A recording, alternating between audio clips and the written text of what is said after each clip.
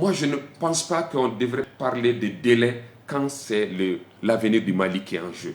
Moi, ça me heurte. Des délais, on en a suffisamment. C'est la communauté internationale qui nous brandit ça. Mais nous, on leur a dit en face à ces représentants de la communauté internationale. Oui, Pardon, oui, Mohamed. oui. On leur a dit, Oui. des délais, vous en avez eu, mais vous avez échoué à rétablir le Mali dans sa souveraineté, dans son indépendance, à faire recouvrer au Mali son intégrité de territoire. Vous êtes là depuis 7, 8, 9 ans aujourd'hui, vous, communauté internationale. Ne nous parlez pas de délai. Il s'agit de l'avenir du Mali.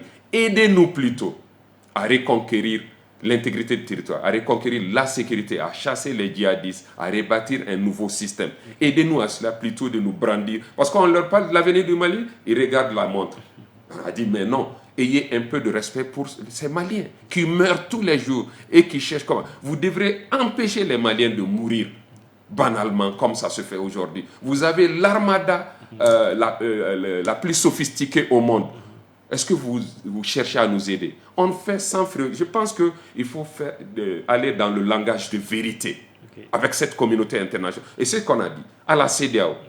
En 2018, après de mauvaises élections, cette même CEDEAO a recommandé qu'on ne doit organiser aucune autre élection sans opérer les réformes nécessaires, notamment du système électoral. Ce n'est pas fait. On veut le faire aujourd'hui, on nous dit non, allez directement aux élections. On a dit, mais est-ce qu'on est sérieux? Ok, vous avez besoin de combien de temps? Puisque vous avez suffisamment, vous avez besoin de temps, vous avez besoin de combien de temps? C'est les Maliens qui décideront de quel temps on aura besoin. Ça, c'est pour couper court à toute supputation. Sinon, transition, nous sommes pressés d'en sortir. Je vous dis, aujourd'hui, regardez un Premier ministre, littéralement malade de fatigue. Parce que tous les jours, sur tous les fronts, à prendre le verbe, à se battre, à travailler intellectuellement, à être au bureau à 6 heures un peu avant, à rentrer à la maison à 22 heures ou un peu plus tard d'ailleurs. Comme beaucoup de ministres aujourd'hui. C'est comme ça que tous les ministres font.